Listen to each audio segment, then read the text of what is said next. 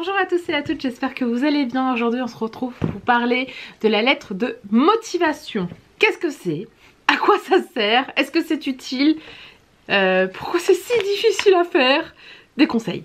La lettre de motivation, oui, c'est obligatoire. Voilà, c'est le complément logique et obligatoire du CV. Donc comment vous dire que vous ne pouvez pas passer à côté? Bon, après, des fois on m'a dit oui, on ne le demande pas, bla bla. Il vaut mieux en avoir plusieurs en stock, au cas où, que pas en avoir du tout et se retrouver bec dans l'eau en disant ah mince, il me faut l'aide de motivation, je sais pas faire. Voilà, donc voilà, c'est hyper important. Je suis désolée, mais vraiment la lettre de motivation, c'est important. Même si c'est pas la première chose qu'on lit. Il faut savoir quand on reçoit votre CV, votre lettre de motivation, la première chose qu'on regarde, c'est votre CV. Entre 10 secondes et 1 minute grand maximum. On va regarder en premier en Z pour voir si tout ce qu'on a besoin est là. Et après, on regarde votre lettre de motivation. Au troisième coup, normalement.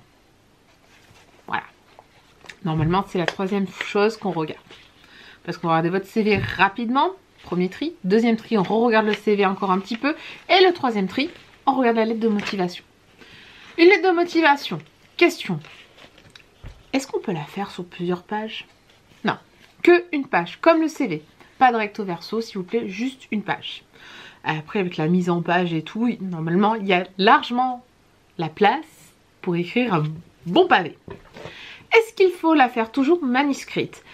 On est à l'heure du numérique. Donc, si ce n'est pas écrit sur l'offre d'emploi, vous la faites à l'ordinateur s'il vous plaît. Si vous l'imprimez, n'oubliez pas de la signer. Parce que vous savez, en bas, il faut écrire votre nom, votre prénom et signature. Vous signez votre lettre de motivation si vous l'emportez version papier. Si vous l'envoyez par mail, non, là, ce ne sera pas possible. Vous écrivez juste votre nom et votre prénom. Est-ce qu'on est obligé de mettre le nom de l'entreprise et son adresse? Oui. Pourquoi? Parce que ça montre que vous avez passé un tout petit peu, il y a vraiment un tout petit peu de temps sur votre lettre de motivation pour eux et que vous l'avez un tout petit peu personnalisé. Voilà. Est-ce qu'on doit personnaliser ou non une lettre de motivation? Oui. Je suis désolée, les gens ne vont pas être contents. Voilà. Il faut à tout prix avoir un paragraphe où vous personnalisez, où vous parlez de l'entreprise clairement et que vous ayez personnalisé votre lettre par rapport à l'entreprise. Ça peut faire totalement la différence. Parce que quand vous faites, ah oui, ça, un copier-coller d'une lettre déjà existante sur Internet, sur Google, ok, pas de souci. Comment vous dire que nous, les recruteurs, on peut savoir d'où ça vient rapidement en plus. Vous savez ce qu'on fait quand on la reçoit par mail? On la prend, on la sélectionne tout, jusqu'en bas. On fait copier et on va sur Google, on tape coller. Et là, si votre lettre ressort entièrement, mot pour mot, comment vous dire que poubelle, Voilà, faut pas rêver. Je ne suis pas contre Internet, je ne suis pas contre s'aider sur Internet à trouver des idées. Voilà, j'ai vraiment des formations très différentes avec des niveaux vraiment. Faut avoir des personnes, c'est niveau BTS et des personnes, c'est même pas CAP. Vous voyez là, j'ai un écart comme ça. Donc comment vous dire que suivant les niveaux, je m'adapte. Qui est normal. C'est pas moi qui vais vous dire non, ne vous inspirez pas d'Internet, ne vous aidez pas d'Internet. Non, Internet existe, nous avons cette chance et c'est une mine d'infos. Donc les personnes qui ont un niveau haut, bac, BTS, bon, et encore bac, tout le monde ne peut pas, mais bon, au moins BTS, licence, vous la créez votre lettre. Mais des personnes qui ont des niveaux CAP, petits, même pas CAP, moins que le CAP, comment vous dire que c'est très difficile à ces personnes-là de leur demander cet exercice de style, parce que c'est un exercice de style, il ne faut pas se mentir. Donc, comme je leur dis, vous pouvez vous inspirer d'Internet. Donc, si, admettons, vous avez décidé de prendre la facilité et de prendre sur Internet, s'il vous plaît, prenez 3 voire 4 lettres différentes et faites un mix. Faites un mixte, s'il vous plaît. Voilà, vous faites un... voilà, vous prenez, vous mélangez, vous prenez ça là, vous prenez ça là, vous prenez ça là, là. Vous prenez 3, 4, 5, 6 lettres différentes et vous faites votre lettre. Je veux pas un copier-coller d'une seule lettre, la même. S'il vous plaît, s'il vous plaît. C'est pas que ça soit de suite, je vous dis déjà, on fait nous, un recruteur, on prend votre lettre, on fait copier et on colle sur Google. Si, admettons, on fait copier et on colle et on voit que il y a une partie de cette lettre là, ok, une partie de cette lettre là, On voit déjà que vous avez travaillé dessus. Bon, maintenant je vais vous dire comment bien présenter une lettre. Je vous mettrai pas mal de petites choses en barre d'infos, vous verrez. Donc la lettre de motivation, c'est vraiment vous présenter, dire qui vous êtes, aller au-delà du CV qui est juste une énonciation de faits. Là, c'est vraiment parler de vous, parler de faits concrets, réels que vous avez déjà rencontrés, parler de l'entreprise. Voilà, c'est vraiment du concret là. C'est l'endroit où vous vous dévoilez. Voilà, où on va avoir un petit peu plus d'informations sur vous. Vous allez rire, mais une très bonne lettre de motivation, c'est une lettre écrite de façon lettre d'amour. Oui, je sais, c'est marrant de dire ça, mais c'est la vérité. C'est la vérité, c'est vraiment les lettres façon lettre d'amour qui fonctionnent bien. Je vais vous expliquer pourquoi plus loin et vous allez comprendre justement pourquoi je dis ça.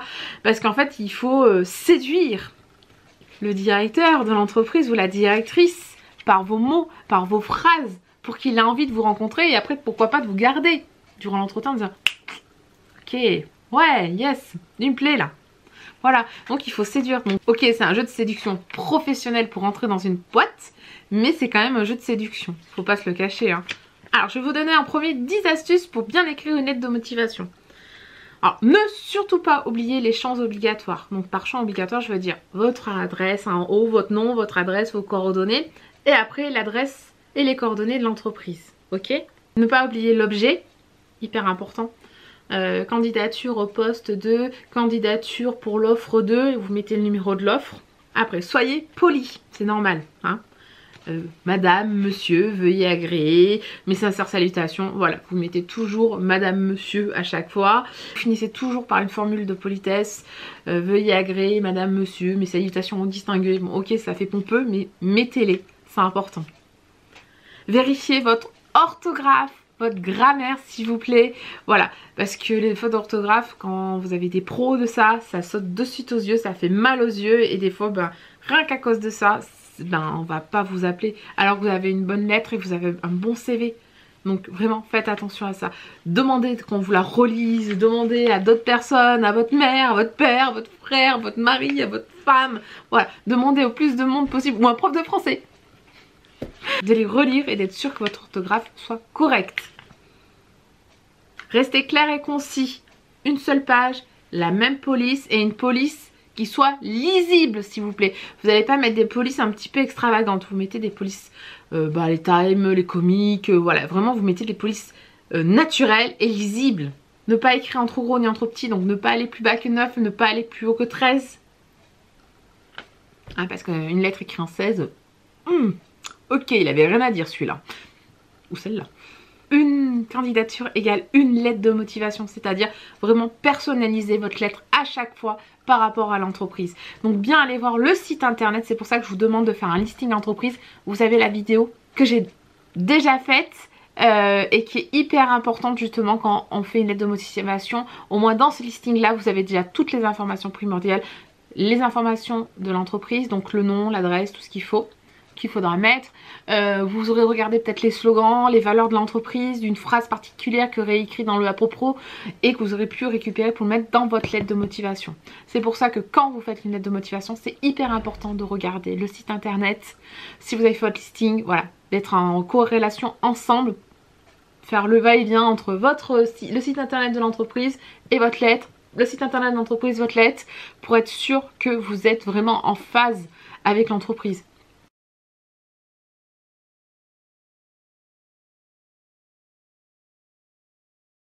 Essayez d'être logique, que votre CV soit en corrélation avec l'offre.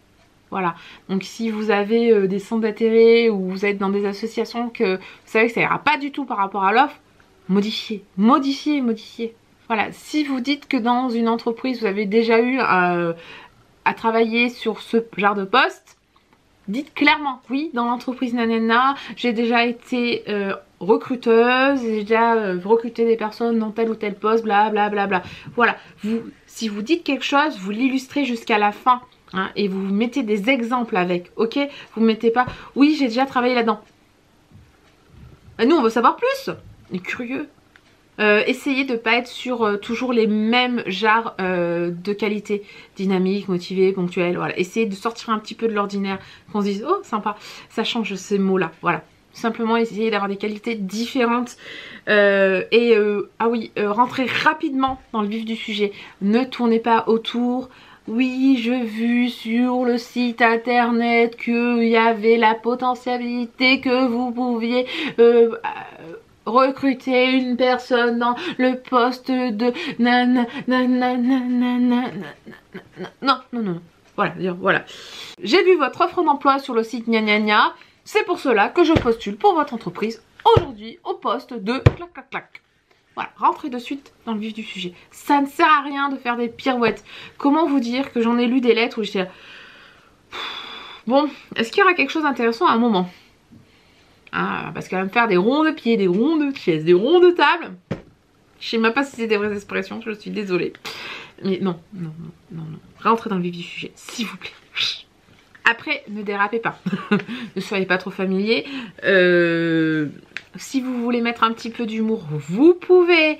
Mais restez soft, s'il vous plaît. Voilà, vous pouvez mettre une petite touche d'humour, mais pas trop. Soft.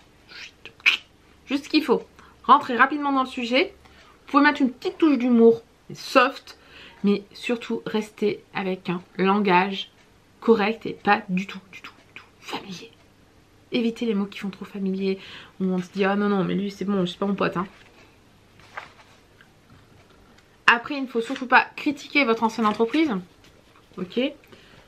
Inutile de dire oui j'ai travaillé dans une grande entreprise alors que c'était une toute petite structure. Voilà, c'est pas la peine de grossir vos compétences, grossir vos expériences. De toute façon au moment de l'entretien, si vous êtes sélectionné et qu'il a vu qu'il y avait des trucs un peu bizarres dans votre CV, il va vous les poser en question. Et si vous vous rappelez plus ce que vous avez mis sur votre lettre, bah ça fait mal. Non j'ai jamais dit ça, je m'en rappelle pas. Bah si noté noir sur blanc.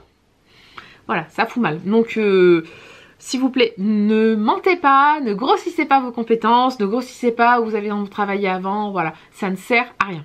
Et ça sert à rien de mettre depuis le CP jusqu'à votre BTS, clairement ce que vous avez fait. Le CV est là. Là, c'est simplement pour vous connaître plus, pour vous présenter, pour montrer la personnalité et la personne que vous êtes. Donc il y a 5 parties dans votre lettre, dont 3 hyper importantes qui font penser à une lettre d'amour. C'est parti. N'oubliez pas en premier de mettre les mentions obligatoires, c'est-à-dire vous, vos informations à vous, votre nom, votre prénom, votre adresse, votre numéro de téléphone et votre mail. Et en dessous, ici un peu plus en décalé, à qui c'est adressé, le nom de l'entreprise, l'adresse de l'entreprise, le numéro de téléphone si vous voulez de l'entreprise. N'oubliez pas ça. Et l'objet et la date si vous voulez. Et si vous voulez même, vous pouvez mettre pièce jointe. Pièce jointe CV. Mais pièce jointe n'est pas du tout obligatoire, hein, loin de là. Mais il y en a qui le mettent. Maintenant on est parti dans nos 5 parties. La première partie c'est... Introduction, normal. Donc l'introduction elle doit expliquer clairement et rapidement la raison de votre courrier. Donc si vous postulez à une offre d'emploi que vous avez trouvée sur un site internet, vous dire simplement une phrase type du genre Madame, Monsieur, suite à votre offre d'emploi, vous mettez le nom, hein, secrétaire comptable, paru dans ou posté sur le site internet blablabla, vous trouverez 6 juin ma candidature à ce poste. Voilà, vous faites quelque chose de rapide. Et vous rentrez de suite dans le vif du sujet s'il vous plaît. C'est hyper important de mettre l'introduction. Il ne faut pas l'oublier. C'est comme si on avait un repas sans apéro quand on a des amis. Ok. Ou comme si on a oublié le pastis. Il n'y a que du jus d'orange. Donc c'est comme si on a que du coca, on n'a pas le whisky. Non mais voilà. Pour un apéro. Bien sûr. Non. Donc après la partie qui arrive en dessous, c'est la partie vous. Où vous parlez de vous. Donc dans la partie vous, vous mettez en avant vos compétences, votre savoir-faire, vos diplômes. Je vous dis pas de tout énoncer, ce qu'il y a noté dans le CV. Vous pouvez parler de votre parcours professionnel en disant oui dans l'entreprise gna gna gna, bah, j'ai déjà travaillé en tant que gna gna gna et fait telle ou telle tâche. Ou dire grâce à mon parcours pluridisciplinaire, j'ai un diplôme de TAC, voilà, qui m'a permis de TAC et j'ai décidé de me réorienter là-dedans. Forte de mes expériences avant de Bon voilà, vous parlez vraiment de vous, la partie de vous, vous faites des caisses si vous voulez, quand même pas, mais voilà, vous parlez vraiment de vous, vous vous mettez en avant à cette partie là. Après il y a la partie E, donc c'est la partie où vous parlez d'eux et vous montrez que vous avez vu le site internet, que vous avez vu les valeurs qu'ils véhiculaient, que vous avez vu ce qu'ils étaient, voilà, et ce qu'ils vendaient. C'est important quand même d'être allé voir le site internet et c'est dans la partie E qu'il faut noter tout ce que vous avez vu sur le site internet. Vous n'allez pas dire oui, ils avaient une très belle page de couverture. Non, là il faut regarder dans la partie souvent à propos ou valeur ou des fois le slogan, des fois qu'il y a dans le titre, voilà. C'est ici, il faut essayer de choper des petites informations et les mettre à l'intérieur de la partie E. Voilà, le but c'est vraiment de montrer que vous avez regardé le site internet. Donc si vous savez que l'entreprise elle a été fabriquée en 1924, que dernièrement ils ont ouvert une nouvelle structure, ben vous en parlez, ok? Ça montre que vous êtes intéressé à eux et que vous êtes renseigné surtout. Hein, et au plus ça vous aide pour le moment où vous aurez l'entretien et quand vous poserez la question, parlez de nous. Que savez-vous sur notre entreprise? La dernière partie, c'est la partie vous et eux. C'est pour ça que je vous dis vraiment c'est une lettre d'amour.